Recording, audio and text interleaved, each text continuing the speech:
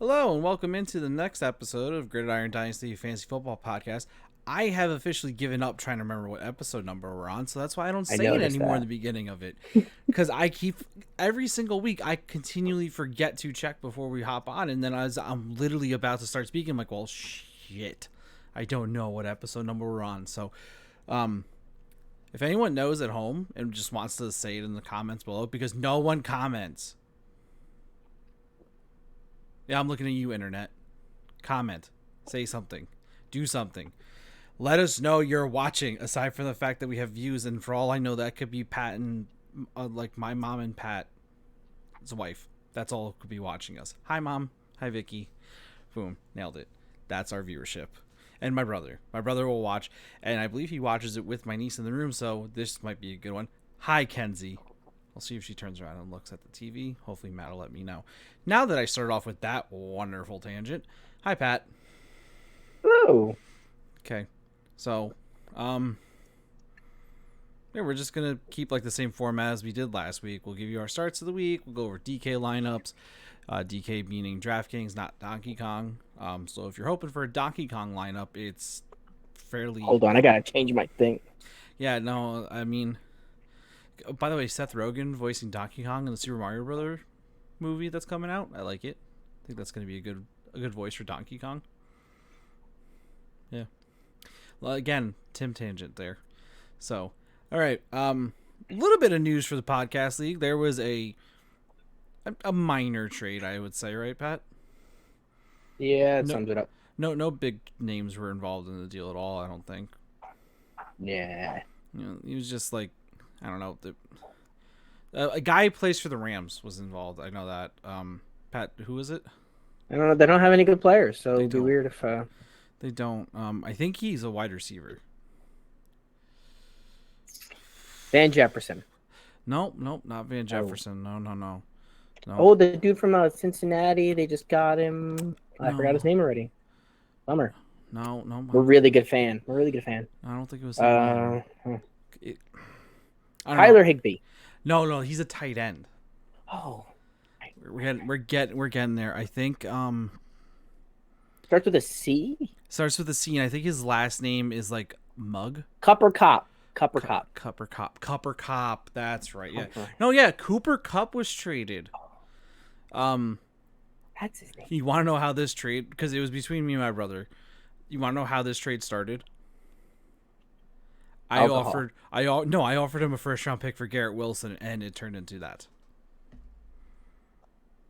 That's And exactly yet how you this offered a started. second round pick for Justin Fields. Yeah.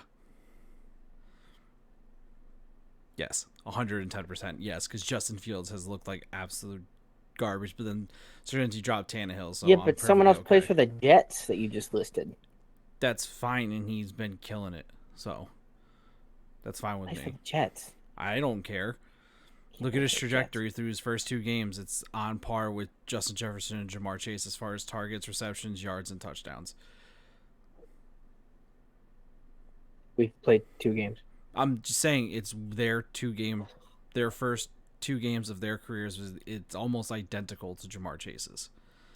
I'm I not can't saying, wait to see how close he comes to being Jamar Chase. dude, and if he does, he does. But so the details of this trade, while we're tiptoeing around it here, I gave up Cooper Cup, Tony Pollard, and a fourth round pick. I think fourth, fifth, something like that, Yeah. some number like that, and I got back Cam Akers, Chris Godwin, Garrett Wilson, and a first round pick. So I think I capitalized on that, and I think I got a pretty good return on Cooper Cup, considering how strong my wide receivers were already. And I obviously like Garrett Wilson for the rest of the year anyway, as it is. And once Chris Godwin comes back, he's a top 15 play every week, so that was good for me, and it helped my brother get better. So that's why he wanted Cooper Cup. So I got it. He originally wanted Justin Jefferson, and I told him no shot. I'd rather keep Justin Jefferson over Cooper Cup. But now I have a first round pick for next year, which I didn't have because I moved it last year. You'll move it again. Stop lying. No, I don't know. Right now I'm holding on to it. So Get $20 as he moves it by the end of the year. Someone write that down. Might be the only thing that makes him keep the pick. was the $20. Oh, in a different dynasty league, you'll be proud of me on this one. I was trying to trade for Cooper Cup from someone, and he was going back and forth with me on the trade. And so then I just got frustrated with the person and sent them a complete bullshit offer of me giving them Jalen Hurts because I have Josh Allen in that league for their first round pick. And they said okay and took it in a 10-team, one quarterback league. Who was his current quarterback? Dak Prescott and It's a Jared good Goff. trade. And Jared Goff. It's a good trade. Yeah, well, not when he's projected a top 3 pick in the draft. I don't think it's a good trade. But, and also it's 10-team league. It's kind of different in a 10-team league. 12-team league, it's more understandable. 10-team league, a lot more quarterback moving around. But anyway, yeah, so that into like dynasty questions here. If you guys have someone in your league who's hurting at quarterback, because there are a lot of quarterbacks that are underperforming this year. You got Joe Burrow, Tom Brady, Aaron Rodgers, Dak Prescott got hurt. If you're one of those people that have 2 quarterbacks and you're in a 1 QB league, try to sell them to someone and see what you can get for them right now. Like I just did. Like I don't need Jalen Hurts and Josh Allen. I'm not going to trade Josh Allen. I'll trade Jalen Hurts.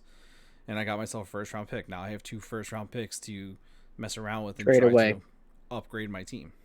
Well, so here's the thing in that league. I have never had a feel for my lineup in that league, and I finished in the bottom of the league 2 straight years. So I might actually hold on to these first round picks or move one of them to try to get a running back to solidify a running back room because that's where It's hard. my issue That's is. it's just not a lot of players in a dynasty league. Like 10 is tough. It's too deep. I always feel that 10 in dynasty is too deep. Your rosters are too deep. Considering how many people that are on the bench in this league, It's hard to make moves. You don't. Someone would have had to really, really suck at drafting consistently for consistent moves in a league like that. No, I know, I get it completely. Like it's rough. I'm gonna try to open up a window without it popping up over us right now, so I can show you how the rosters are formatted. It did pop up over You us, just so that turned sucks. whiter than you were before. Well, that's because it's on the other monitor now, so it's brighter because Google's not. I didn't even know dark you could mode. turn whiter though. That's the weird part. There you go. See, I'm back to normal. Dick. All right. If Sleeper decides to open, I'll move it on over. But yeah, it's a very deep league, and it's the one league that has Taxi Squad too on it. So not only is it deep, you have people just sitting on like taxi squads for people. So it's extra deep. Yeah. So Extra deep. Fantastic. all right, let's do a little share screen here. How do I do share screen? Oh, Bottom. there it is. 5th button. Yep. You hit share a window, and then you click on the window. I did. Proud of you. Thanks, bud. Right, so Your window here's... is not clear. Oh, well, that sucks. So we'll do back to this. Excuse you guys at home that are not having a good aesthetic right now for this. Can you see it now, Pat, better? I'm going to expand my window and see if it gets any better. It is definitely better now. Okay. Yeah, so if you look at that, here's... I'm going to have to keep switching back and forth.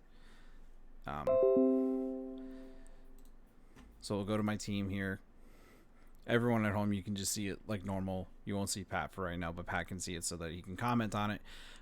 Pretty much a starting lineup is similar to regular leagues that Pat and I are in. 3 wide receiver, 2 flex, 2 running back. And then we get to the bench. Very, very glad you've given them nicknames also. Yes. Yeah, no, of course. Cam Akers, you can do it. You really do think he can do it? Which... No, I didn't say you can do it. I said you can do it. That's even worse. Right, so Even look at worse. this bench. This is all bench. That's way too many bench spots. That's Yeah, and then like you got IR, and then you have 2 taxi. there's too deep. It's a very deep league, which is why I currently have 2 tight ends sitting on my bench and a tight end in my taxi squad, because where else am I going to get value? But it's a deep team, and I can't figure out who to put in my lineup most weeks. So I have And It's one of the worst part about deep leagues like that is that it's Mm-hmm. like, who is it this week? Correct. Like, I don't. If James Conner is healthy, am I playing James Conner? Probably not, because I don't know if he's gonna be okay to play. But You yeah, get so hurt in the third play again. correct. So I'm currently like, this is. I have a couple of trade offers out You there right have now. the entire Arizona roster except for Kyler Murray. Right. So I have two trades out there, like this one right here, offered up my first round pick for Dalvin Cook, waiting for the other person to get back to me. This one was a Don't you in know not to offer trades to people who are playing you right now? oh, they don't care. Um, so that this trade, the DeAndre Hopkins and a first for Jalen Waddle, was in response to a trade where the guy wanted Rashad Bateman in my first round pick for Allen Robinson. So that was a fire back, like, you got to be kidding me, trade offer. So that's where I'm at with that. I would take that. Which one? A first round and D Hop for Jalen Waddle. I'd take that. Right, that's what I'm thinking too, but I could see how it would be considered insulting, which is what I'm going for. Because if you offer me a trade where you want Rashad Bateman and my first round pick for Allen Robinson, I'm not going to send you back a super friendly offer.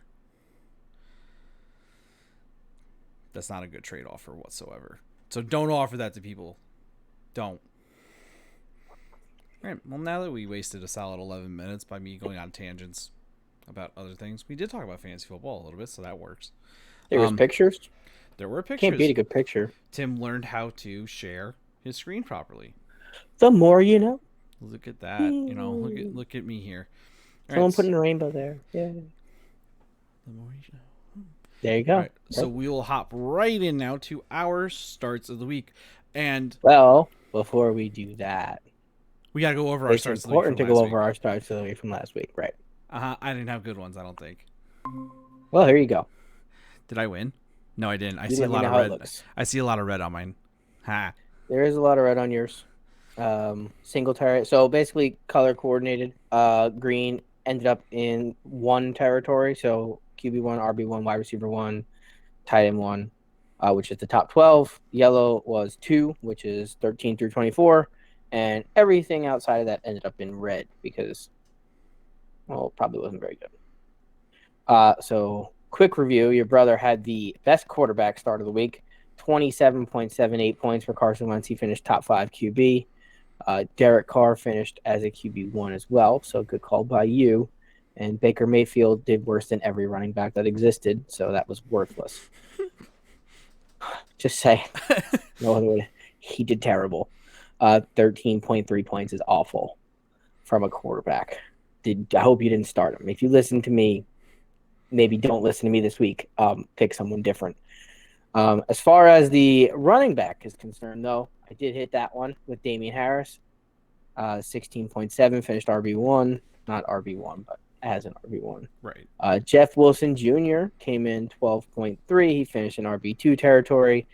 And as we correctly predicted, Devin Singletary was not involved at all because even though Buffalo went up by 65 points, they still kept whipping the ball to Stephon Diggs, and then they benched their entire team, so that didn't work out very well. Dortch, we both started him 15.5 points, which is very respectable, and wide receiver 2 territory. Donovan PB&J, or Donovan Peoples-Jones, as he's actually known, put up a nice solid 0. Yeah, that was. So really hope you didn't listen to that recommendation. He almost had a touchdown. He almost looked like he might exist, but then he didn't. Yeah. And then as far as tight ends are concerned, we went to opposite ends of the spectrum here. Evan Ingram, tight end 1, 11.6 points. And Green Bay's offense looked much better. But Green Bay's offense did not include Robert Tonyan. Green Bay's offense was incredibly balanced against Chicago. Yes. A lot of spreading the ball around to everyone on the roster. A lot of running back points. Specifically to Aaron Jones. Yep. Not a lot of tight end points there. So it ran the spectrum. I did not add it up to see who actually won, but I don't think that part matters. No, I think it's just it's not. It's just how they Yeah, fared it per their position. it's how you're looking. As far as that. So, a couple of ones. Definitely some ones out there, which was nice. So, at least we kind of know what we're talking about. You just kind of have to like close your eyes for half of our own conversation and then pick and choose.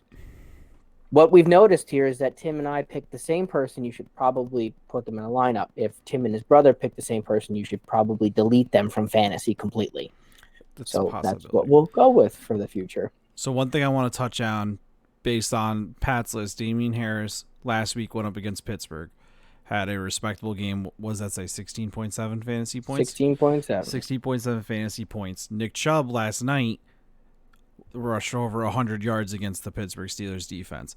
Joe Mixon looked good against the Pittsburgh Steelers defense in week 1. So the one thing that the Pittsburgh Steelers defense cannot do currently is stop the run. So a little look forward to next week. They're playing the New York Jets. The New York Jets are one of 2 teams right now to have 2 running backs averaging over 4.8 yards per carry with more than 10 rushing attempts right now. It's them and the Kansas City Chiefs with CEH and Isaiah Pacheco, and then in New York, you got Michael Carter and Breece Hall are both averaging over 4.8 yards per carry. So the Jets are able to move the ball on the ground if we're looking forward to next week. So little preview here for me. One of my starts of the week is going to be one of those 2 Jets running backs, depending on how they do this week. So. That's fair. TJ Watt is out. And that is now granted he was in the first game, he got hurt late on. And Mixon is a very good running back. Yes. Let's not slice that any other way. Nick Chubb is a very good running back, and Damien Harris, when he's entrusted to actually carry the football, is actually a pretty good running back. So they've faced 3 very good running backs also. And then you have the pedigree of Breece Hall going up in week 4, who's been one of the highly rated running backs that's been coming out of the draft recently. Michael Carter is good. And Zach Wilson is projected to be back still next week for the Jets. Maybe not. Maybe will be. So if Zach Wilson's back, I do expect them to lean on the run a little bit more so they can ease him into the action. They're not going to be throwing it as much as they have been with Joe Flacco. The Jets have been leading the league, are leading the league currently in pass attempts. I don't see that trend continuing when Zach Wilson comes back right from the start. But that's for next week, and we'll move on to this week currently. Yes, indeed. Let us do that. Yes. And I need to stop presenting and represent because, God forbid, they make an easier way to do this. So I'm going to throw this up here. Here is week 3. This is just in a regular-ass little Excel spreadsheet until we actually have the points, and then I'll throw it into a PDF. But here we go. It's pretty simple. Tim, take her away. All right, so I'll start off with my quarterback start of the week is Pat's favorite quarterback in the NFL of all time. He has all of his jerseys starting from his high school team to his college team. Fair. I do have his Rams jersey, but to his Rams jerseys, to his Lions jersey, every variation. Pat loves Jared Goff, very much so. So Jared Goff, people are like, he's terrible. Actually, he's been kind of pretty good to start the year this year, and he has a great matchup this week. And by great, I mean it is currently the second highest projected total for scoring of the week, according to Vegas. It's only behind the Dolphins and Bills game. This Lions-Vikings game, if it's a high-scoring line, that means Vegas expects them to be throwing the ball a lot on both sides of the football, scoring points. Jared Goff last week put up over 25 fantasy points in a game where he had to throw the ball. He looked pretty good against Philly week 1, too. Amon-Ra St. Brown is an absolute man, and he is that guy. So I think Jared Goff finishes within the quarterback 1 range this week based off of that. Yeah. I sent this list to Pat, and he immediately said, "I'm done talking to you." I almost quit the podcast because I picked Jared Goff, but it's logically there right now. Gross. It makes me feel gross inside, even having to put that on a piece of paper. I hope he puts up 1 fantasy. No, I don't have him on Ross St. Brown starting. I hope he puts up a decent showing. Or, throws a whole bunch to Amon-Ra St. Brown and then throws 15 interceptions. Either way. That's it's also Jared Goff, so that's possible. It's very Possible. aggressive. It's Jared Goff. It's true. Let's remember what is possible. Yeah, I could see that being a shootout. Top tier defenses on those two teams. That's what those two teams are known for. It's a Right? very improved Lions team too. Very improved. Great defenses. No, not good defenses. Now, to be fair, Minnesota's defense, home and road splits are remarkably terrible. They play way better at home. They are home against the Lions. Something just to keep in mind. Do I think Jared Goff still has a pretty decent game? Yes, because of the quality of the people that he has surrounding him. Do I expect him to throw in 3 interceptions this game? Yes, I do, because of the quality of his arm. So that would be a caveat there. Speaking of quality of arm, Ryan Tannehill. And if there's a higher quality of arm in this room, there might be. And I just mean in this room. And the only person in this room is me. So you're in that room. I mean, this. If my daughter was here, she would definitely be top, and then it would be me, and then Ryan Tannehill. But at some point, that offense has to score some points. We have constantly talked about how bad Las Vegas's defense is. And that's you watch them fall apart against Kyler Murray. Derrick Henry's going to put up some yards this week. I think when Derrick Henry does that, it opens up the passing game a little bit more. If you look at the style that you're going to have here, I think Tannehill also does some damage with his legs in this game. And when you have a QB that puts up a rushing touchdown and maybe throws 2 more in a game where you get 3 or 4 touchdowns, that's 14 points off touchdowns right there. Yeah, you get a pretty decent showing in there. So I'm thinking somewhere in the 18 to 20 range. And if you're looking for that grab, that's where I'm looking. Okay. I'm all for it. I scooped up Tannehill when Sargenti dropped him in our podcast league because I'd rather start him over General Mills and Mitch Trubisky. So I like the matchup for Tannehill this week for sure. Moving on to the running back position. So keep in mind, so this is something that I didn't realize until I was listening to a different podcast earlier today. The running back position this year has not been putting up points. They have not at all been doing. There's been no absolute monster running back performances yet.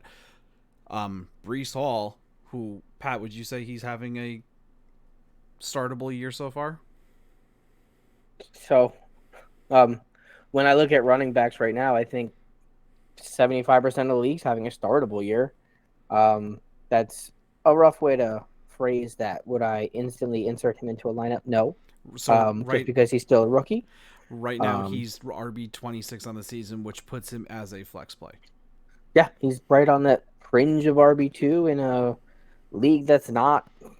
So the point I'm alluding to here is the running back position is not putting up points. So these targets that Pat and I both have here, they're not a particularly high bar that they're trying to climb over right now to get into that RB1 territory.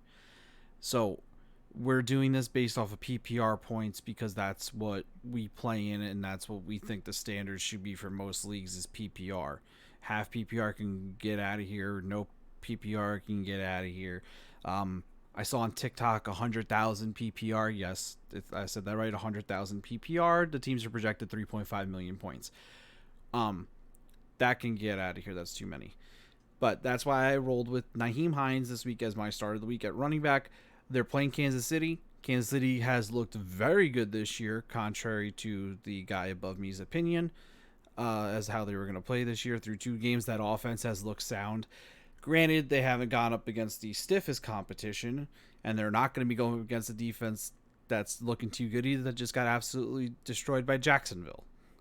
So they're going to be down. It's terrible to say out loud. Yes, that hurt. That hurt. God, should hurt. So they're going to be throwing the ball, and Hines has 11 targets through 2 games, and for a running back, 11 targets through 2 games is a lot. So he converts some of those, and he gets down low. They get behind, they start throwing the ball. He gets 6 catches for 60 yards. That's 12 points. He's fringe RB1 right now with the way the season's going. Falls into the end zone on one of those, you're golden.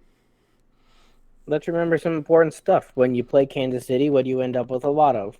Garbage time. Mm-hmm. When Matt Ryan's throwing the football this year, what do you end up with a lot of? Garbage time. Garbage. Not Just even ask, time, just a just ask, bunch of garbage. just ask Tevin Coleman and Um, Devonta Freeman a couple years ago, who killed it in PPR leagues because all they did was catch passes from Matt Ryan out of the backfield. and that's yeah. So again, we talked about starts of the week and running backs last week, and very similar thing. Find that person who's going to grab some garbage time, and I think yeah, I Naeem Hines, especially with the way running backs are playing this year, definitely gets up there. The only, I would say, downside of the name that you have up there. Now, granted, we play a lot of dynasty, so it's a little different. But did you find something in your cup, Timothy? I did, yeah. Well, it's protein. You're doing fine. What is it?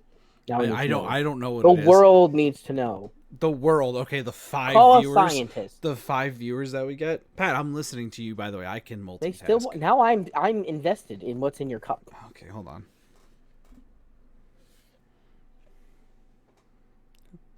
Well, it's stuck to the side of the cup now, so I don't know what it is. This was exciting.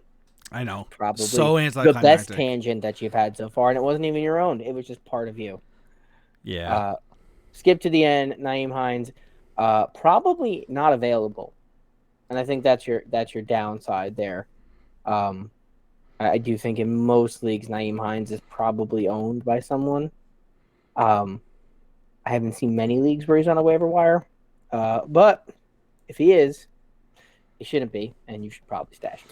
Yeah, like if you're thinking about who do I throw in my flex and you're between Hines and somebody else that hasn't really been looking so hot this year to start, like honestly, if I had a choice between Naeem Hines and Juju Smith-Schuster right now, that'd be that's weird to say because he's technically the number one wide receiver in Kansas City, but Kansas City has a new number one receiver every week. And it's amazing how good Kansas City is playing, and we're talking about ditching one of their wide receivers. And you know what? You could probably ditch two of them. Right, you So could probably ditch all of them except the only receiver you can trust on is Travis Kelce to get his every week in Kansas City. So if like you're just standing between Hines and someone else, lean towards Hines right now. It's amazing to talk about a team that's in first place that's crushing numbers. That is, you're like, which one's their best wide receiver? And everyone else is like, do they have a wide receiver? Like this week's probably going to be MVS's week. No, it's probably going to be Sky Moore just to insult me because you dropped him times. No, I did not. Did I do that? You dropped him in the podcast league. Oh. Or my Yahoo league, my not Yahoo league. Might have been your not Yahoo league that has a 58-person bench, which once again does not have a 58-person bench, but it's a 10-team league with a bench large enough to fill up your entire starting roster. That's more than enough. It does not. How many starters do we have? The regular amount. 12. How many bench spots do we have? 9. So you can't fill your starting roster. Boom, roasted. Oh no! Moving on to kicker have to go. Moving on to Pat's start of the week at running back. Dameon Pierce, and the reason for that is quite simple. Rex Burkhead sucks. You don't like Rex Burkhead? Come on. Running heads suck. He's a goat. Shut up. Running backs suck this year. Rex Burkhead sucks. At some point, Houston is going to try to score a touchdown. Not scored by Brandon Cooks. So Dameon Pierce gets a touchdown this week, puts up 15 points, and there you go. There's my pick. Okay. Cut to the chase. The only thing with Dameon Pierce, fucking name it. Even in college, he never got like the bulk work. He didn't even get a lot of passing work in college. So I'm curious to see how he's utilized in the offense.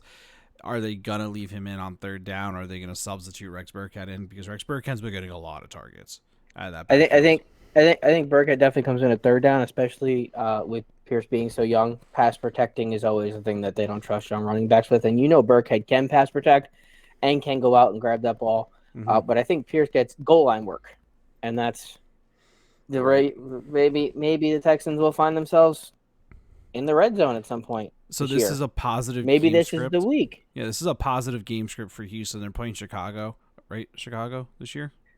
Yeah, they're playing Chicago. Yeah, so that's a positive game script for them, where usually Houston has the negative game script, which would lean towards Rex Burkhead.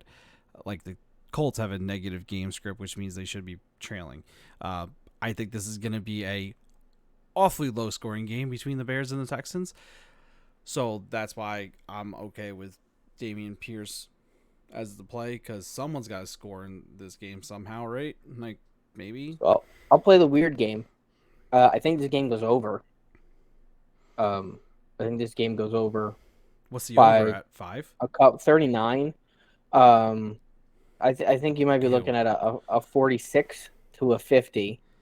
And here's the reason: who plays defense on either one of these two teams? Now, granted, I know the offenses aren't great, and that's what's going to keep that over down. But at some point, the Chicago Bears offense has to do something.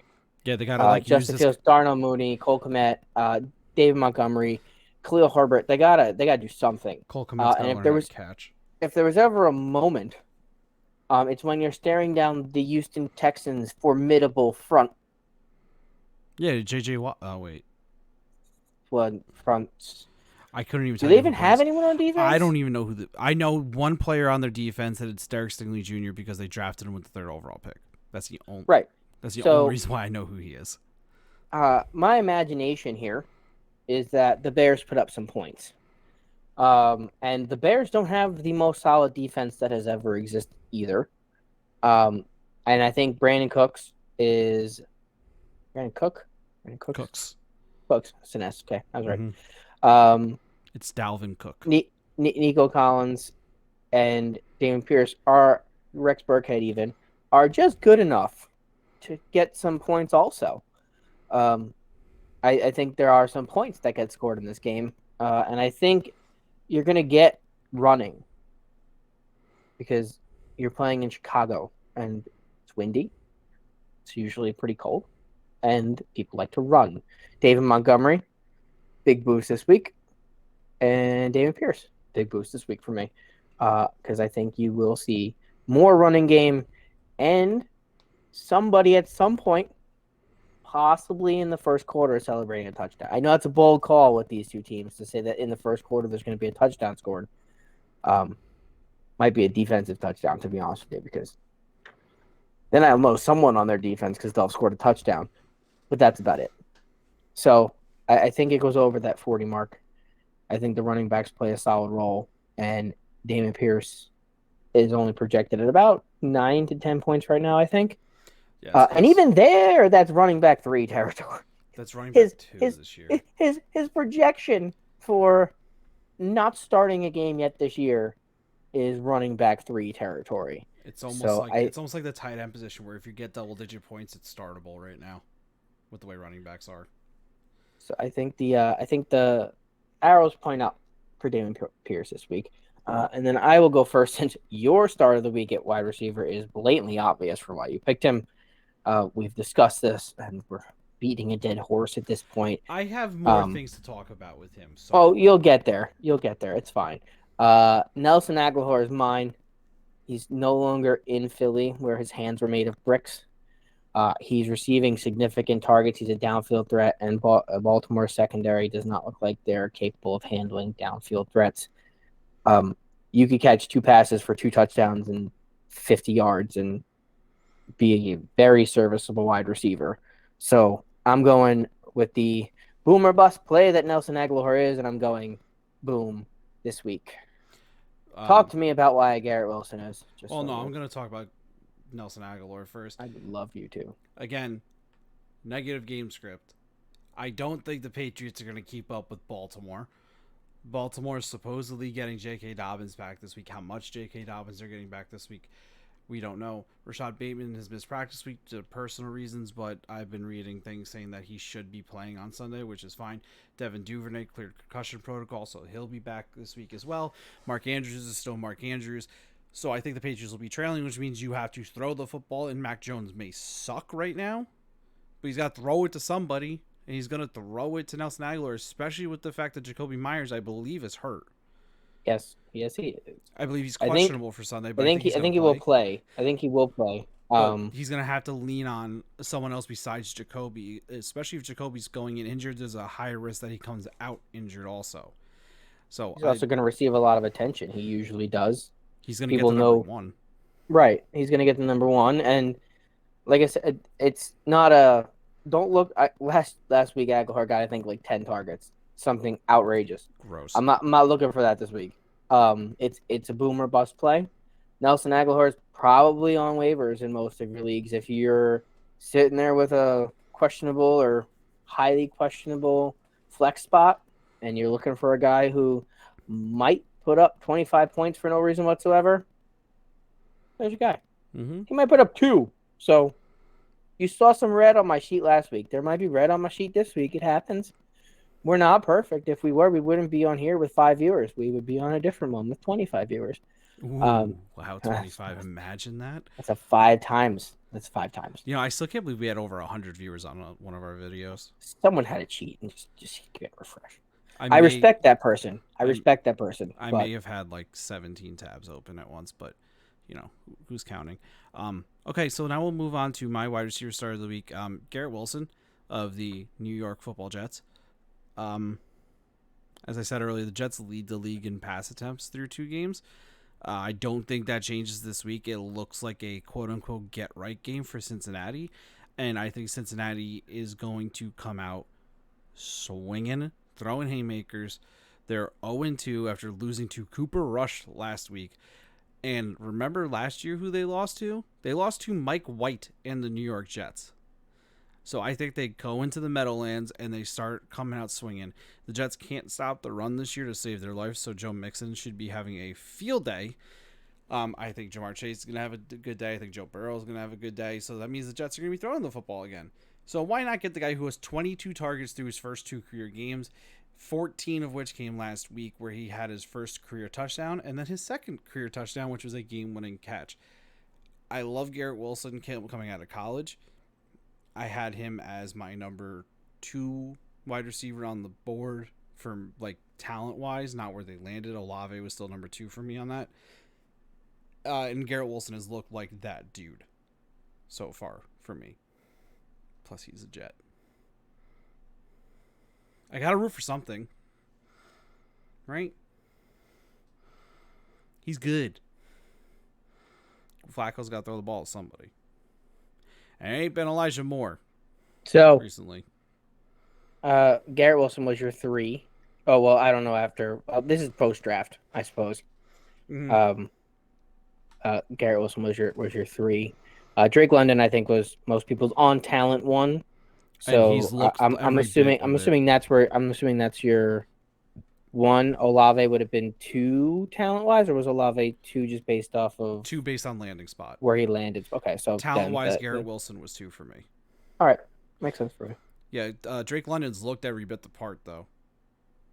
Drake London has quietly had a fantastic fantasy season, and he's going to continue quietly having a fantastic fantasy season because he plays for the Atlanta Falcons, and no one cares. And Arthur Smith hates Kyle Pitts in fantasy football. In case you guys didn't hear that, they hate Kyle Pitts in real life. Yeah, like he doesn't. He hates fantasy football. He didn't verbally say it in that interview, but he pretty much said that he hates fantasy football.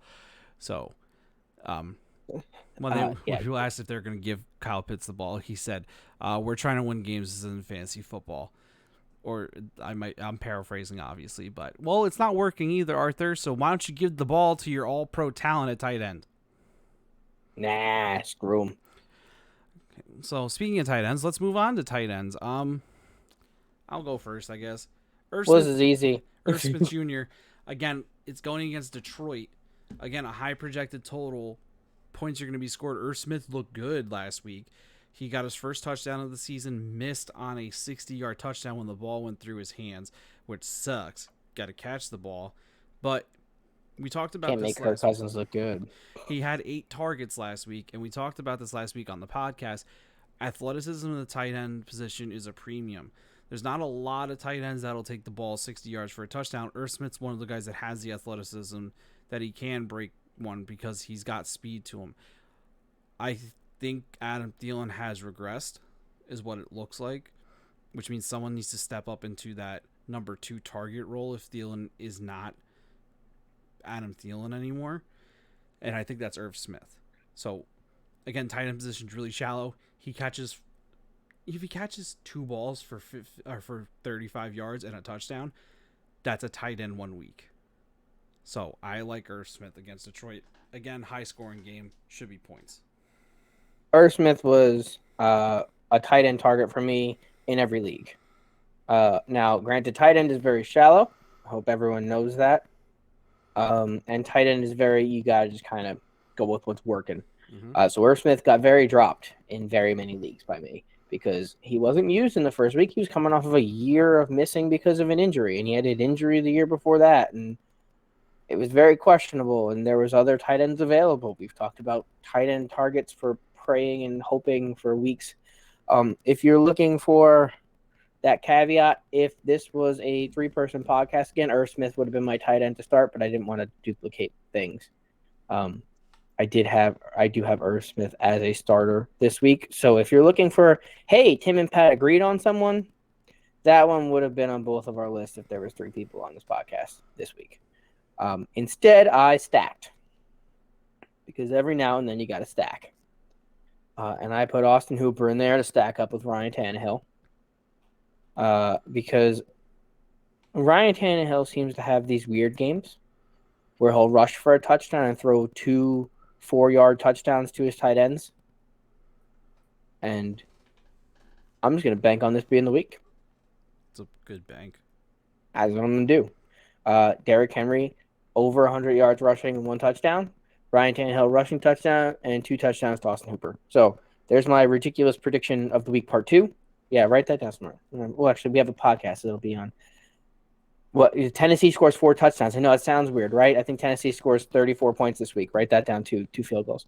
Actually, 33 points because they'll probably miss an extra point for Tennessee. If there's anything that screams Tennessee, it's missing an extra point. So let's go with 33 points. There's the random stat of the week. Tennessee scores 33 points. But that's, I think that happens. That's what I'm going with. And that's where we are. Okay. That's where I am. All right. Hey, you know what? Whatever floats your boat there, Patrick. Hey, if you throw enough random stuff, at some point something hits and everyone's like, I can't believe you got that right. And then never listen to me again because I won't be right for the next 55 guesses. As long as you're self-aware. Don't do it. last night I said the final score of the game is going to be 15-12. So I missed that by just a bit. A little bit. Yeah, I said the Browns would score 4 field goals and the Steelers would at some point go for 2 because it's a Mike Tomlin thing. So I said the final score would be 15-12. Sometimes you just gotta throw stuff at the wall and see what happens. Right. What are you gonna bet? $1? Okay, cool. $1 to win 200. Oh my God. Final score of the game, 33-27. Yeah, go ahead. Throw $1 on it, people. It's like impossible for that to be the final score. You gotta take a chance. Hey, we got it. But yeah, Tennessee, Las Vegas. Las Vegas has conceded some stuff. I think everyone can agree on that who has watched it. And first week they had Gerald Everett. And Gerald Everett is not that great. I think no one's put Gerald Everett at the top of their list all times, but he had 3 receptions for 54 yards and a touchdown. So, I mean, that's last week. They had the Cardinals. Zach Ertz had 8 catches for 75 yards. Tight ends are getting the ball against Las Vegas. Everyone's getting the ball against Las Vegas. Everyone is getting the ball against Las Vegas. That is fair. Kyler Murray completed 31 passes. Saw that Kyler Murray was a freak. You saw that of meme, nature. Right? You saw that meme, right, where it said that the toddler running with the phone. Oh my God, that's fantastic. It's very accurate. That is the most accurate thing I've ever heard of in my life. Yes, it was very good. Amazing. I'm very proud of us, by the way. I wanted to say it for not putting Greg Dortch on this list again, even though I know we both wanted to. Well, he's on a different list for me. He's on a different list for both of us. He is there. I really thought about it again too for this list. It's hard not to because he's still undervalued. Rondale Moore's not. What you do. Let's go over. Rondale Moore's not playing. We'll get to that. We'll get to that. But yeah, I am proud of us for not doing that because I wrote him down first. I'm like, I can't do it again. I can't do it. So that's where we are on starts of the week. Yep.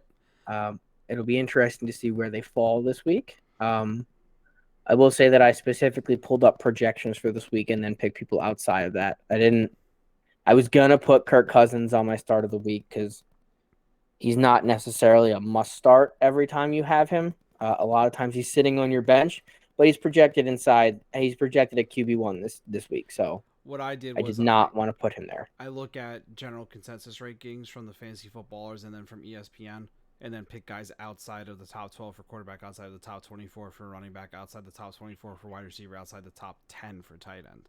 Because once you get past top 10, that's still like murky. So yeah, exactly. So that's what I base my picks off of, and that's why some of them, like Nyheim Hines, like you said, it's probably on a roster. Garrett Wilson should be on a roster, but they're outside of the startable range. That's where I base my judgments off of. So moving on to DraftKings lineup, so we should probably talk about who won last week first. Should we? No, we shouldn't do that. We should.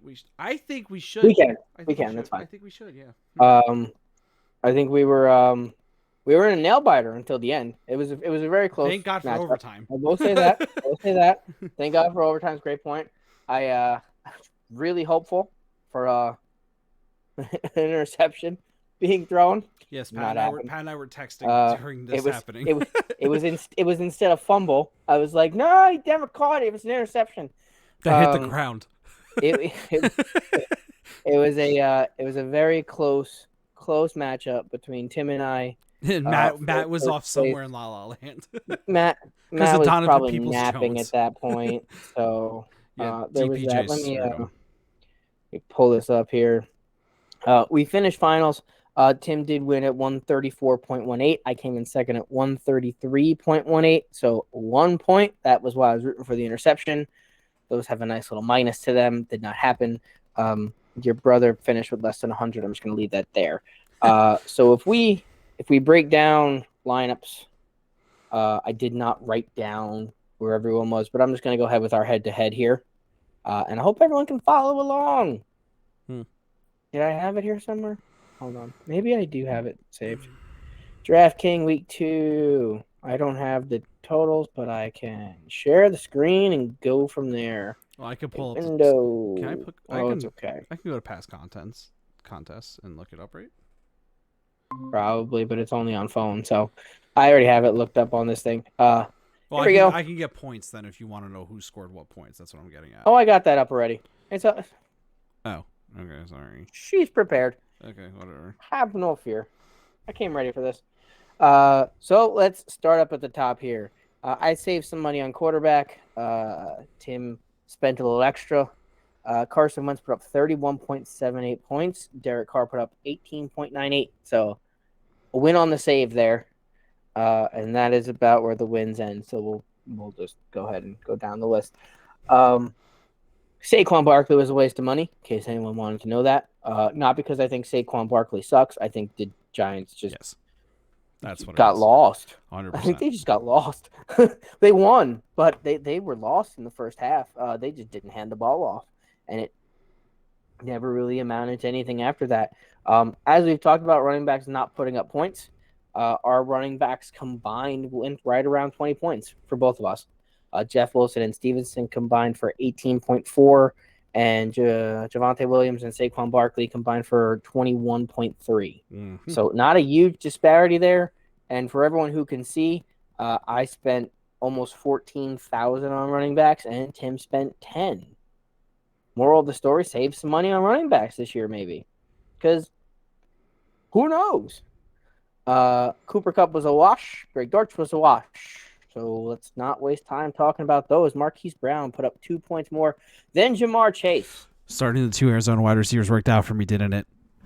And mic drop. Fuck you. No, shut up. Yes, starting a bunch of people who went into overtime worked out great for you. Congratulations. Did I win? No, shut up. I did. In my heart, you still lost because you Okay. started 3 people who went into overtime. In my wallet, and that's I cheating. Won. In my wallet, I Cheating. won. In my wallet, In your wallet, you still lost because you keep making people buy into DraftKings, which takes a vig. Pat, There's a thing called demo. I had 4 people that played into overtime on one. I had 4 people in that game. You know what? Just go away. Yeah. So that's what he banked on. Darren Waller. Actually, I don't think Darren Waller did anything in overtime. So No, because the Raiders' Hunter overtime Renfrow fumbled consisted the of game throwing to away. Hunter Renfrow and Yeah. fumbling. So that was it. And then I was out for like the season because his fucking ego hurts or whatever the hell happened to him last week. Who knows?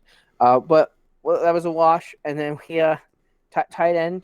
Now, as we discussed, Evan Ingram, tight end 1, finished in that top 12. Darren Waller obviously also finished in that top 12. Darren Waller outscored Evan Ingram 17-12. So picked up 5 extra points there.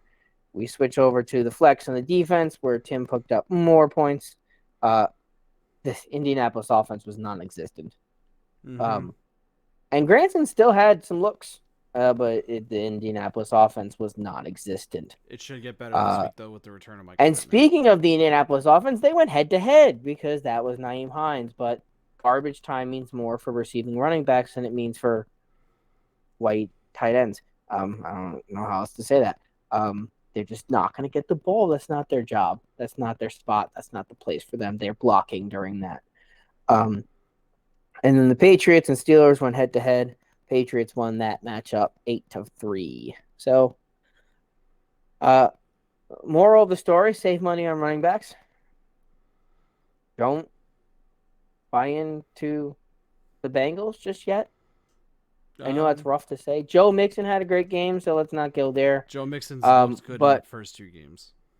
But when you look over to your brother's lineup also, and you put Joe Burrow up there, and you were bringing this up, so I'm gonna go ahead and tangent off of it now. They're going up against the Jets this week. It's not so much that Joe Burrow can't find people open downfield. It's that he has 2.4 seconds to do so. Right, and the thing with Joe Burrow was last year the reason why he was so successful was because he had a very high completion percentage with an incredibly high average depth of target. That's a regression to the mean statistic if I've ever heard one. You can't complete that high of passes with throwing the ball that deep that often, which is showing this year. All that money they invested in that offensive line has not shown up yet. It's not. I have the Jets this week. I don't think it shows up this week either.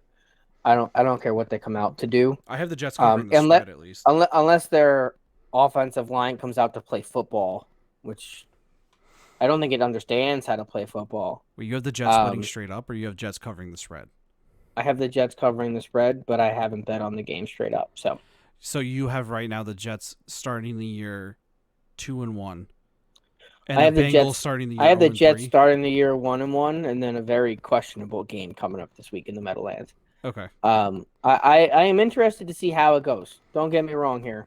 I'd love to go into Pittsburgh. Don't get me wrong. The Bengals are the better team. 100%. The Bengals are the better team, but they haven't played like the better team. And in order to win football games, you have to play like the better team.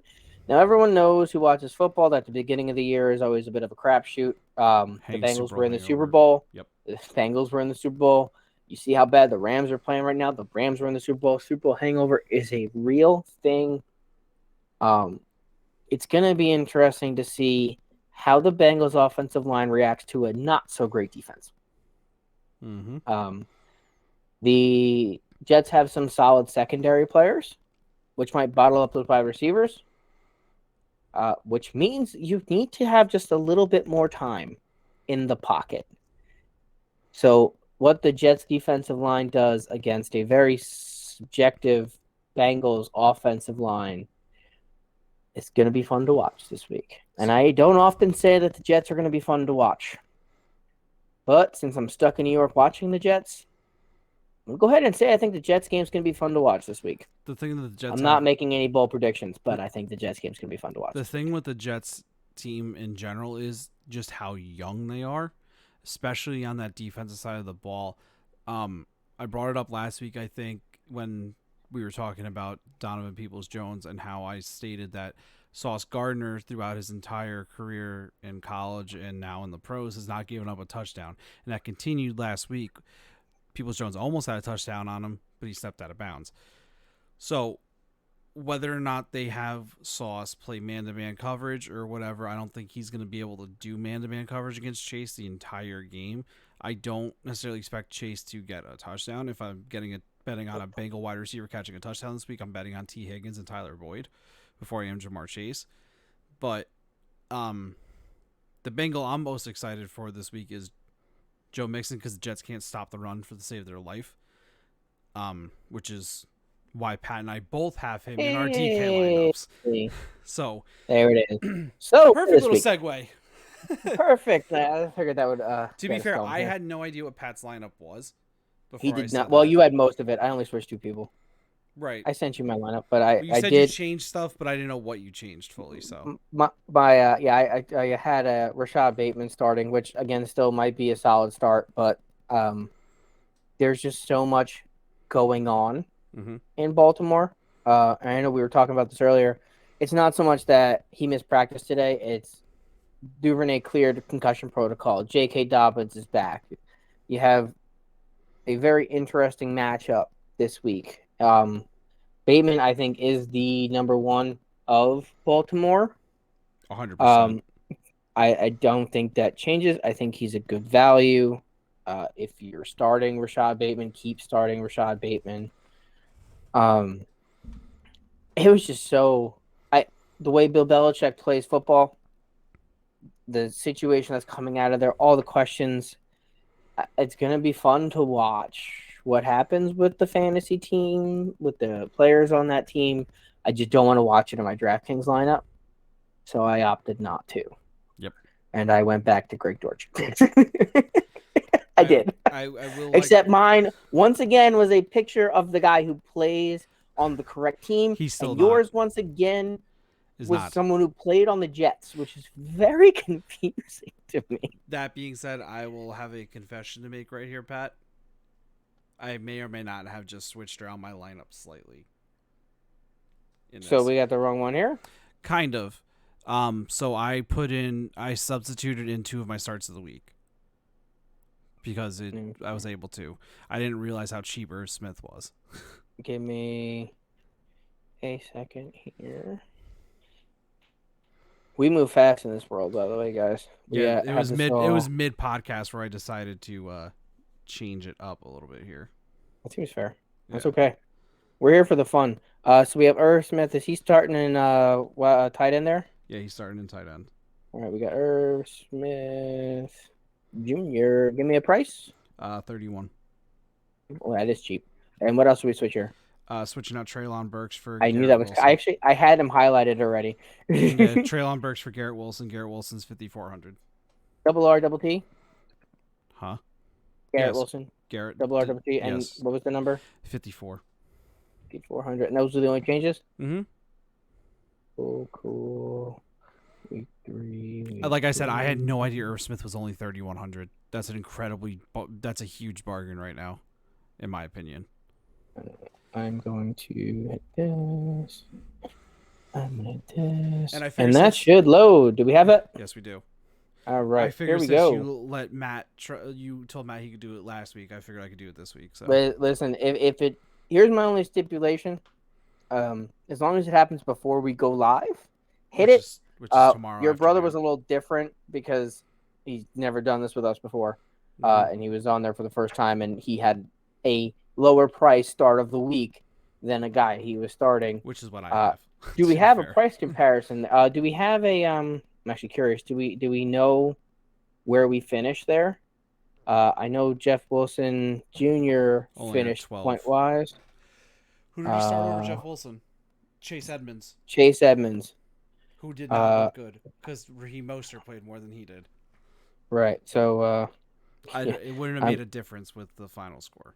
It would not have, but I'm just curious if he outscored. I'm assuming I'm gonna whip out a Miami Pat, line. YouTube, don't whip out anything. Not like that. So Chase Edmonds, 1 grab for 8 yards and 5 carries for 33.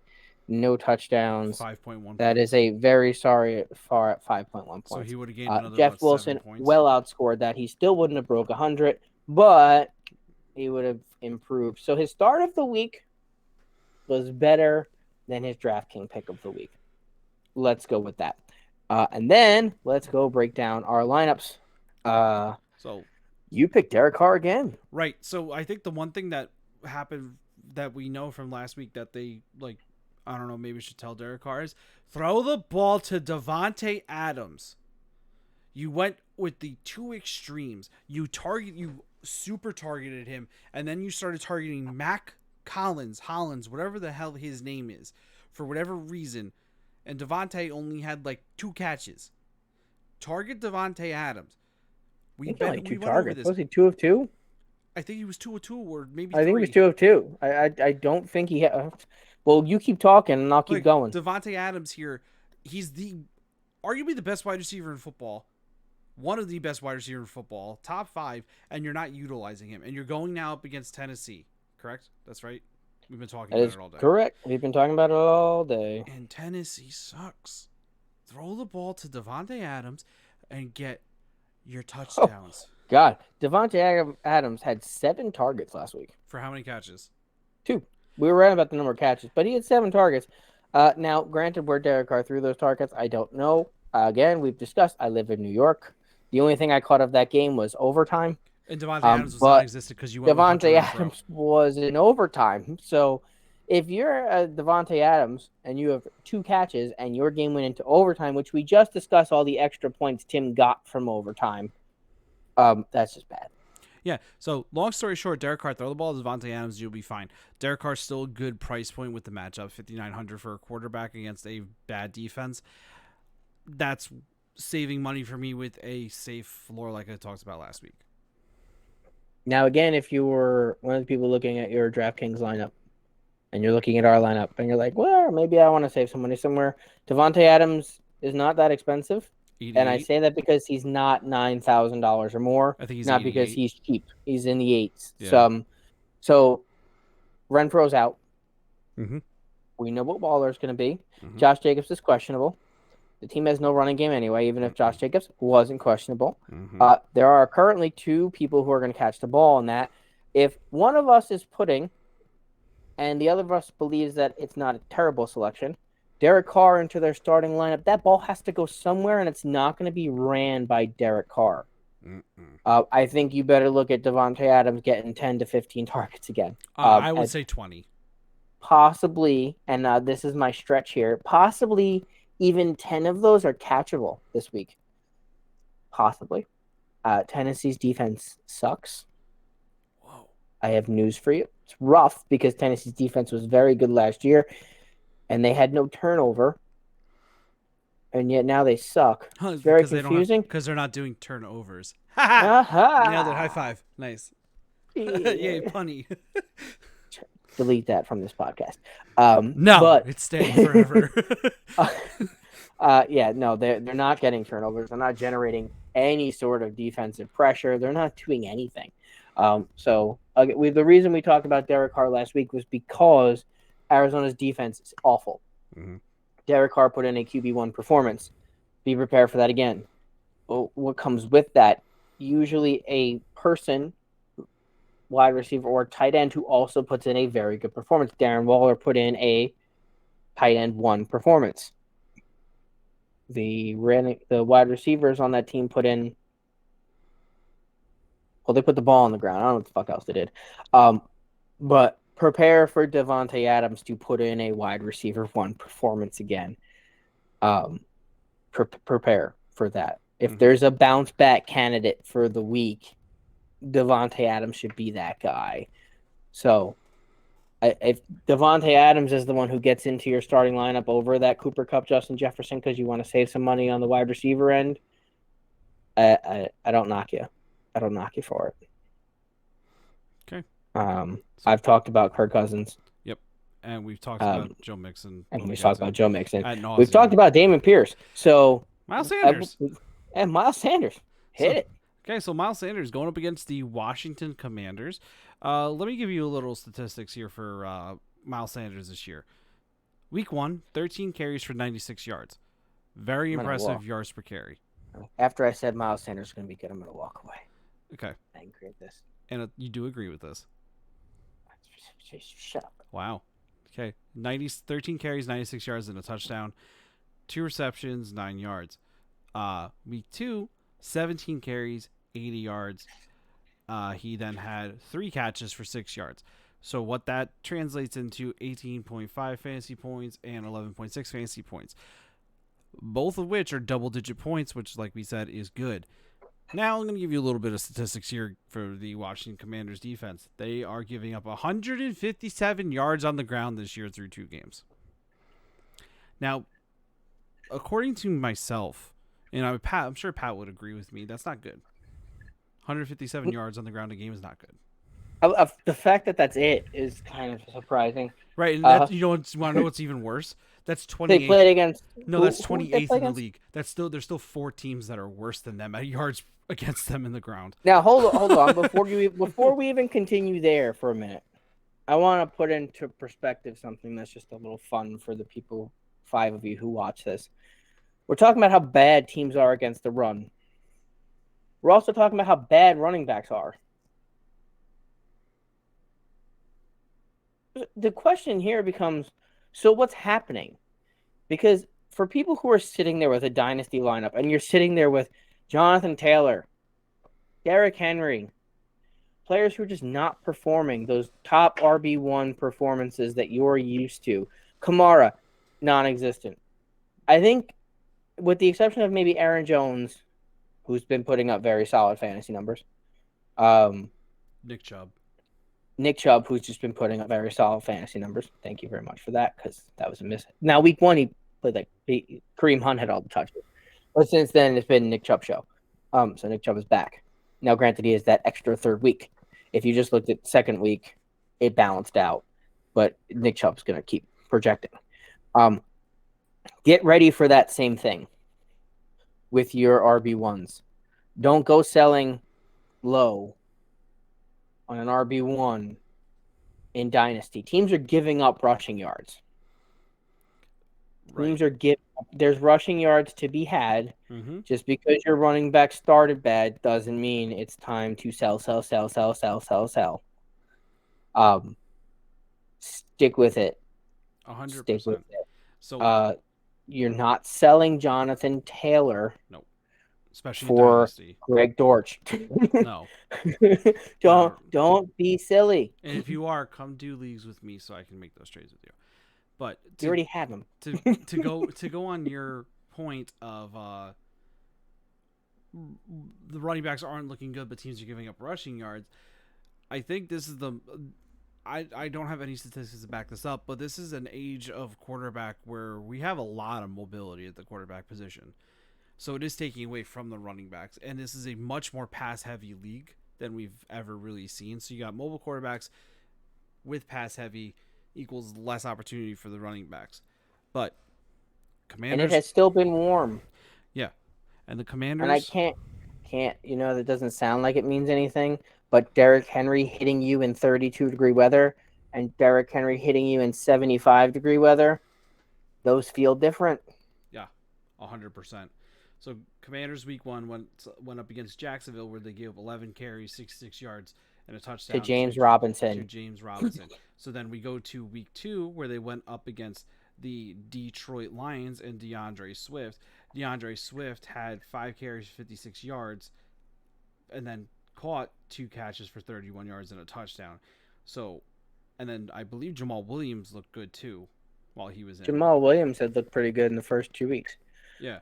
So, and I want you to think about that again. That's DeAndre Swift. That's your RB1. 56 yards on 5 against touches. A team that's putting up 100. Yeah, that's 10 yards per carry. Miles Sanders. He's not putting up 100. He's not getting that end zone. So where's it coming from? It's coming from the fact that teams like to throw the ball. Mm-hmm. So what are we looking for? We're looking to not spend $8,000 on a running back. Defenses are weak against running backs.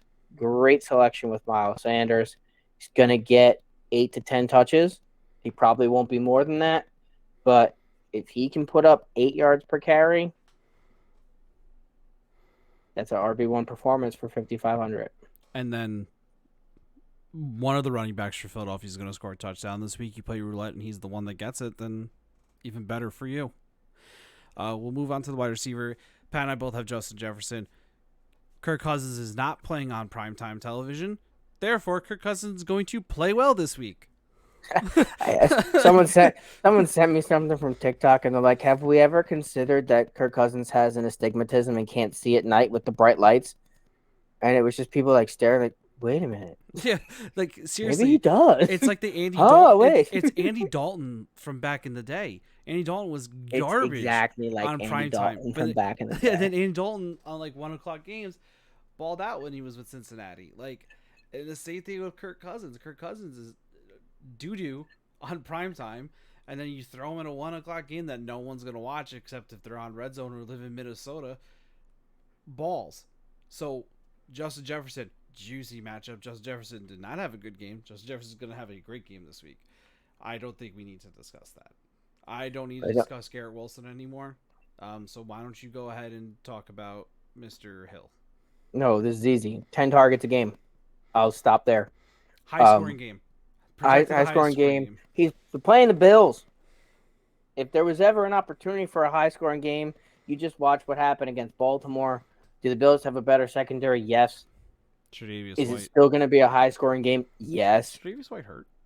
What happened? Is Tre'Davious White hurt? No, right? Yes. He is. No, different player on their defense is hurt. I know there is a player on their defense that is hurt. But you still have Jalen Waddle on the other side. There's no guarantee of what you get when you have those two. If one's taken off, maybe you have to switch off. Now, Tyreek Hill can pick up 4 catches for 155 yards. He could have Randy Moss numbers because that's just the way he goes. He's got to burn you once. We've looked at wide receivers like Tyreek Hill, and when I say that, I mean, like, for example, Stephon Diggs going up against a top-tier cornerback. What does he need to do? He needs to break free one time. Yep. Stephon Diggs one time. Right. So you have those marquee matchups. Those do happen. When you have that top-tier wide receiver, you can't always back down from them. I know Tyreek Hill is expensive, but the money was there to be spent because, as you see, I'm an idiot who is once again invested in Kalen Granson. But that's okay. We're going to go back to the well. I'm mad you didn't put Nyheim Hines back on this because I was prepared to stack them up against each other and see what happened again this time. But that's okay. I do. Tyreek Hill gets the targets. Tua's going to sling the ball again. I don't see a reason Tua doesn't sling the ball again. I'm sorry, Chase Edmonds and Raheem Mostert don't exactly scream, "Yeah, let's run." So they scream, "We could run." Right. But they don't scream, "Yes, let's run." The thing about the Miami Dolphins offense is it is speed. Speed. So what that means when you're playing defense means you don't play man coverage. You play a lot more zone. And when you play a lot more zone, there's holes in the zone to be found by these receivers. Tyreek Hill did a good job finding the holes against Baltimore last week and exploiting them before he broke free on those long touchdowns. He was having a good game before those even happened. Jalen Waddle caught his pass and then took it to the house. Like, it's just, you're going to have a lot of zone defense against the Miami Dolphins this year. And as long as Tua remains accurate and doesn't turn the ball over, Hill and Waddle will be successful. And of course, your sad part of that whole thing is even when that does happen, they're still going to throw the ball around a lot. Mm-hmm. So Tua could throw 3 picks. All they're going to do is throw more. Jameis Winston. That's what's going to happen. They're just going to throw more. Yeah, that's the Jameis Winston effect. When you throw interceptions and you get down, what do? You throw more. To make up for your interceptions. Throw again. Then you throw some more. So I think there's a lot of throwing that goes in this game. We've already talked about how the Bills don't run anything. Nope. I think you're going to see a lot. If there was an option to pick over 65 pass attempts in this game combined, I would take that in an instant. I think it's going. I think 65 is a very low number. I think it might be 65 completions in this game. So be prepared for the ball to be in the air a lot. It's projected to be a very high scoring game. And I'm ready for it. I am as I'm well. ready for it. Greg Dortch, we don't need to Um, talk about, really. There's no Rondale Moore. Without Rondale Moore, Greg Dortch has been seeing targets. Boom. We talked about Greg Dortch. We talked. the question is who plays in the slot, and I know it sounds weird, but the question is who plays in the slot. And the reason I say that is the Rams defensive coordinator doesn't understand the concept of defense. Defense. I don't think he gets it. Uh-huh.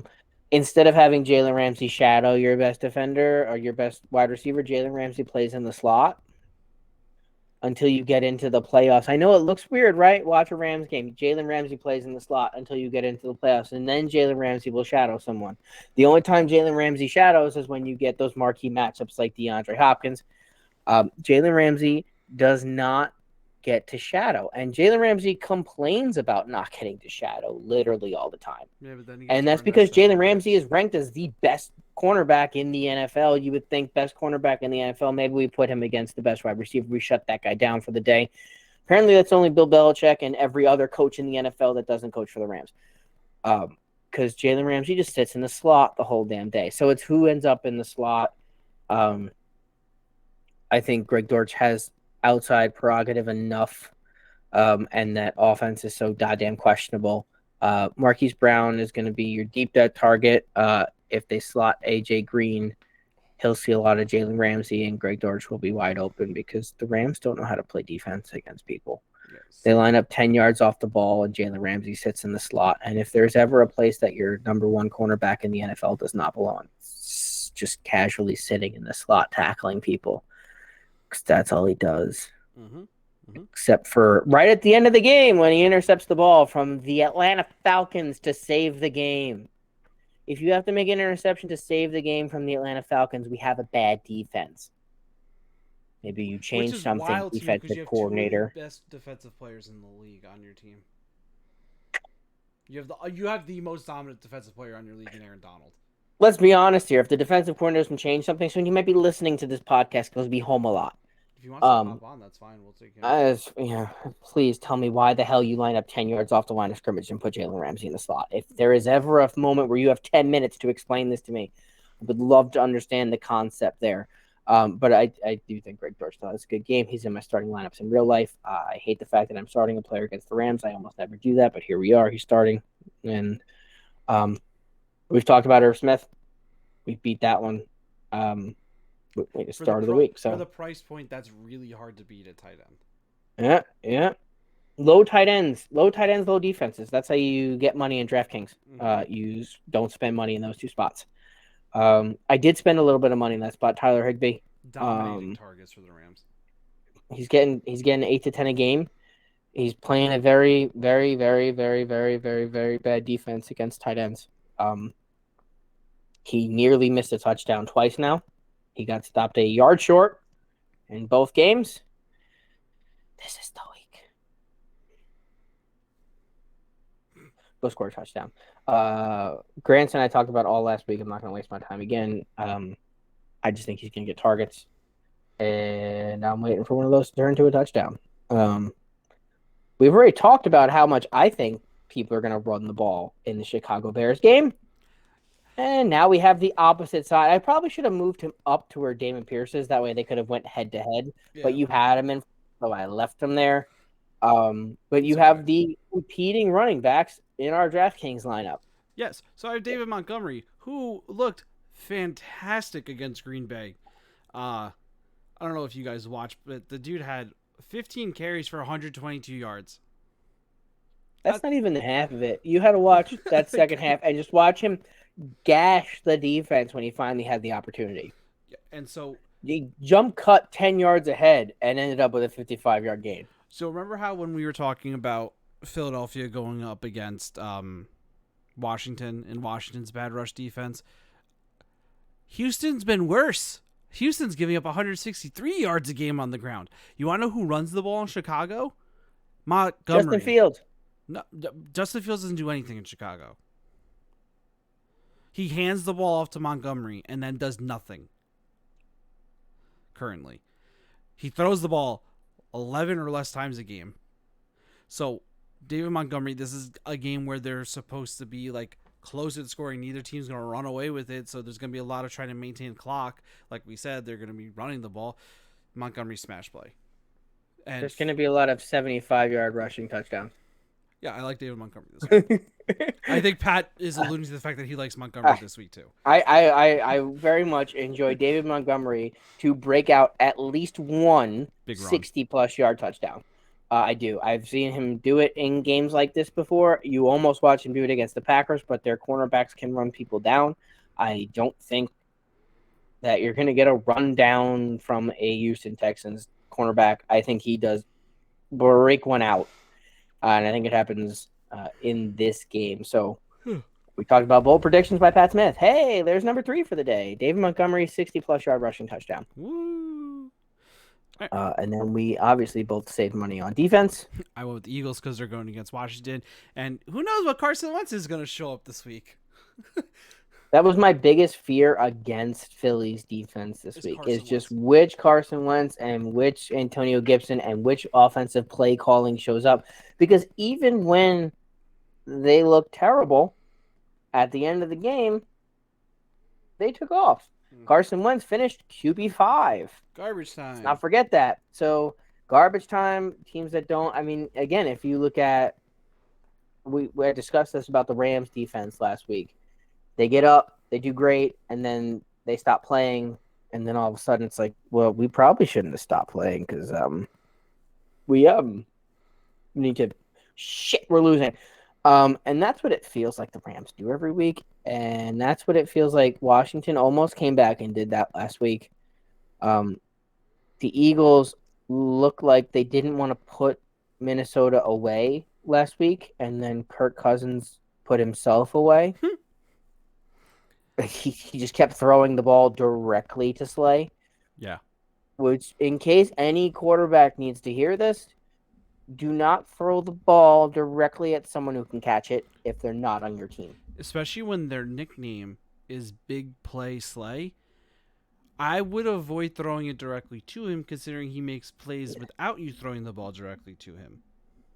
As Carson, you should listen to that. Now, granted, Carson, he played for the Eagles.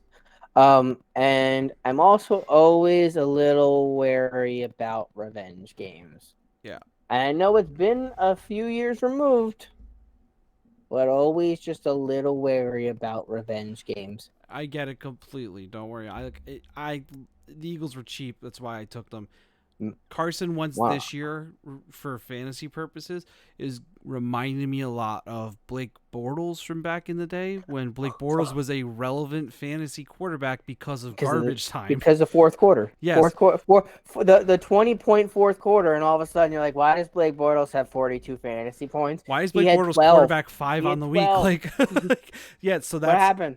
So I think that's very fair. I think the Eagles are going to feast when it comes to their pass rush this week. I think they're going to get after Carson Wentz and get a few sacks and cause a couple turnovers early.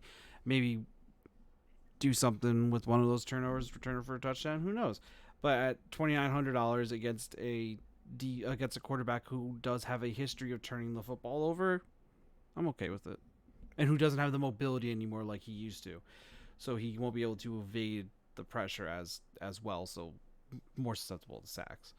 So again, save money at defense. I save money at defense so that I can have 3 running backs that I'm very confident in this week. I went with the Jacksonville Jaguars.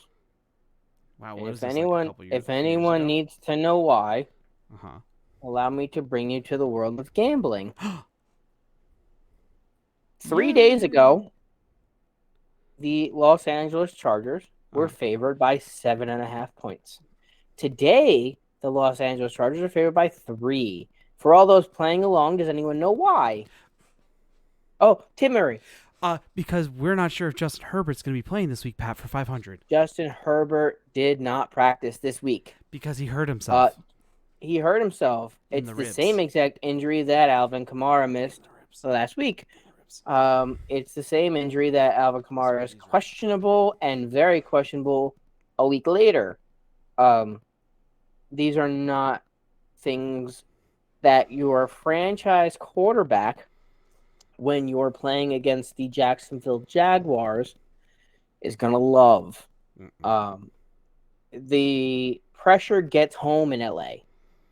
It gets there. The Chargers offensive line is not the greatest offensive line that exists. You still have a very solid running game. You still have a very solid receiving core.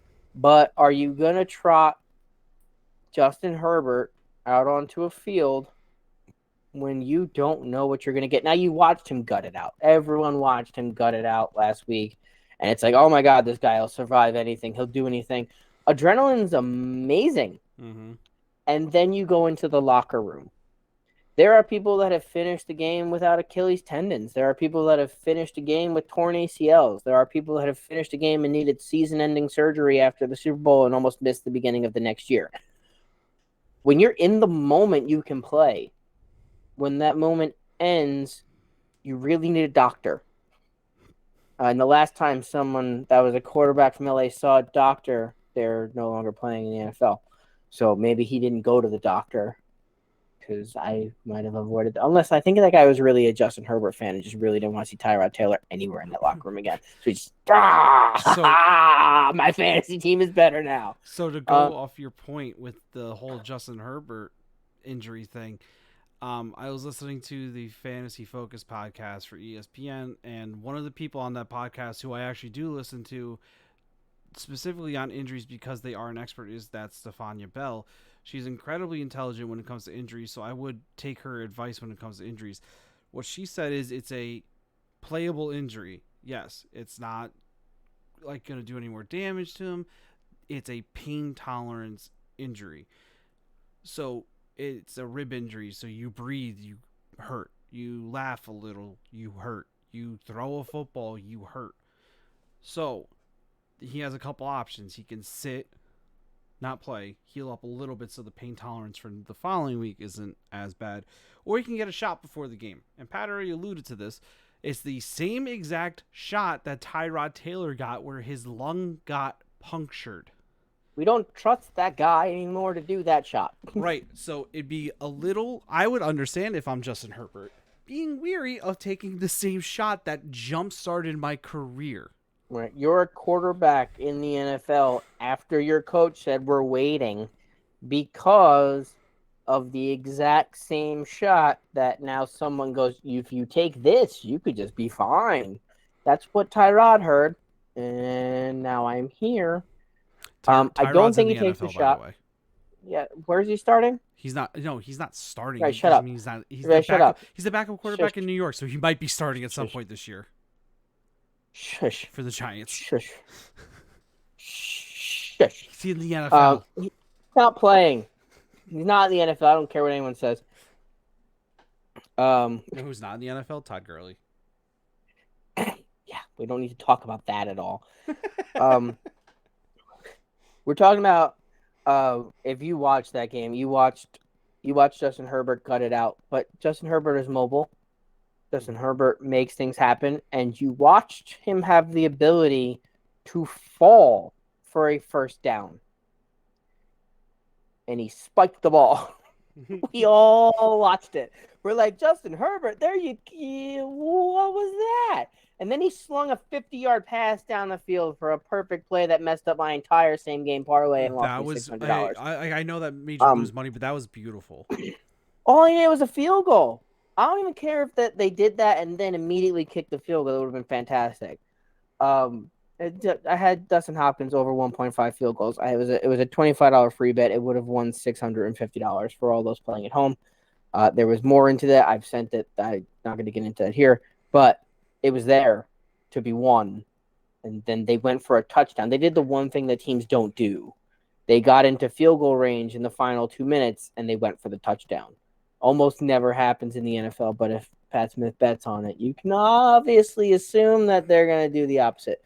Now, Jacksonville has had their amount of pressure. They're not a great team, but 5 interceptions on the year so far. How'd that happen? Well, you played Carson Wentz and Matt Ryan. That's how that happens. That's how it happens. It's 2 against Carson Wentz, 3 against Matt Ryan. Does Justin Herbert throw interceptions? Not a lot. Will Justin Herbert throw interceptions if he's not 100%? Maybe. Do you try to force the ball into a window that you necessarily can't force the ball into? Again, we saw what he looked like at the end of that game. He could sling it, but he was in pain. Yes. Physical, feelable pain. Again, their offensive line is not great. They've had a very active game against Indianapolis. They had 5 sacks. So I think it's an interesting spot for a defense that cheap to be up against a quarterback that you don't know is going to play. You watch Kansas City get home. You watch Kansas City get hits, and you watch Justin Herbert lay on the ground. Now Justin Herbert's not practicing. If I'm the Chargers, he's sitting on the bench. Now, if I'm Justin Herbert, I'm playing. So I get it. Again, I'm not your coach. I'm not your franchise quarterback. And I'm not in a playoff race in week 3. Kansas City Chiefs are in your division. You're in a playoff race in week 3. So you're in a playoff race the whole year. Now, granted, you're not in that race against anyone else because Vegas and the Broncos turned out not so great. But you're 1-1. All right. Right? They win week 1. Chargers won week 1, right? No. Help. No, they're 0-2. Really? No, I don't. Wait. No, 1-1. Don't do it to me. I forgot who they played week 1. I thought it was Chiefs for some reason, but no. No, Chiefs were week 2. They played the Raiders in week 1 and won by 5. So you're 1-1. Your divisional matchups are now at least over for the time being. And then you have, and this is where I want to get into this for a moment. If you're Justin Herbert and you're hurt and you're in pain, your next 3 matchups are the Jaguars, the Texans, and the Browns. If there's ever a moment to get better during the season, it's right now. If there's ever a moment to not get hurt more, it's right now. And the reason for that is the team limps into their bye week, the Broncos and the Seahawks. I get it, the Broncos might be better by week, whatever the hell week that is. But then they have the Seahawks. And then they come out of their bye week just to face the Falcons. That's rough. Nice schedule. Rough week. It's a rough week. And then the schedule picks up. Then the schedule picks up. Yeah. Then you get the 49ers, the Chiefs, the Cardinals, the Raiders, the Dolphins, the Titans, the Colts, the Rams, the Broncos. Are they all great marquee matchups? No, but it's later on in the season. Teams are a little bit better. It's divisional matchups. It means a little bit more. You're traveling a little bit more. The Raiders are on the road. The Colts are on the road. So those late end matchups after that bye week are going to mean just a little bit more. If I'm Justin Herbert and again Stephon Bell, I'll take her word for it. Can't get hurt anymore by doing this. No, she said that you're not going to puncture your lung from this injury type of thing. But the pain tolerance. It's a pain tolerance thing, which obviously Justin Herbert wants to do that. Whether the team wants him to gut it out and do pain tolerance, no. They have a pretty good backup in Chase Daniel. He's not good enough to be a starter, but he's serviceable, and that team's good enough where they can still compete against Jacksonville. Austin Eckler would be leaned upon more. You got good wide receivers there, so I could see Justin Herbert being on the shelf for a week or 2. Is basically where I'm going with this. Now, obviously, he's not rushing the ball all the time like Alvin Kamara is, so does he need to miss the same amount of time? No, he does not. He's not constantly going into the teeth of a defense and running head on and getting hit. But also, again, you don't have the best offensive line in the world. So do you play it safe for a week and see how he feels next week? He did not practice today. What day of the week is it? It's still Friday. He did not practice today. Did not practice means a lot more on Friday than it does on Wednesday. And again, you're monitoring your pain, you're seeing how it progresses, you're seeing how you recover, you're seeing you put yourself out there on Thursday to see how you feel the next day. And there's a do not practice on that list. Is that precautionary? Probably. It's Justin Herbert. I'm taking every precaution with that guy. But if you watch a spread drop by 4.5 points over the course of a day, from anyone who has ever gambled on anything, be prepared to be surprised tomorrow by not playing. It would not surprise me if tomorrow or very early Sunday you got a message that said Justin Herbert was out this week. Prepare for Chase Daniels. Mm-hmm. Yeah, so I agree with that. I think that's gonna wrap it up for us here on this episode. Uh, again, guys, if you're enjoying this, let us know. If you're hating this, let us know that too. We're grown adults; we can handle it. So We can cry with whiskey. yeah. So let us know in the comments, questions, comments, concerns, anything. Like, subscribe, share. Do what you can to help us grow a little bit. We would appreciate it as best as we can. While Pat and I do like talking about fantasy football and stuff like that with each other, it's nice to be able to talk to other people that might know stuff that we don't know. We're always open for taking constructive criticism, any type of criticism, any hints, updates on your own. You want to join? Wanna join? Send us a message. Send us a message. We might let you on. Who knows? We got extra people. We got extra spots. We got room to put a third or fourth team on these things. So, by all means, you think your DraftKings team is better than ours? Yeah, Let us prove know. it. Let us know. Yeah. I'm Think you have the starts of the week? Put them in the comment box. Yeah. Put them down there. We'll throw your starts of the week up against ours. We'll do some comparison. We'll see who hit it. We'll see who didn't hit it. You be involved. We're here for it. Yeah, 100%. Have a good night, everyone. Stay safe out there. Enjoy your weekend of football. For Pat, I'm Tim. Have a good one. Almost said good evening. Good one. Good evening.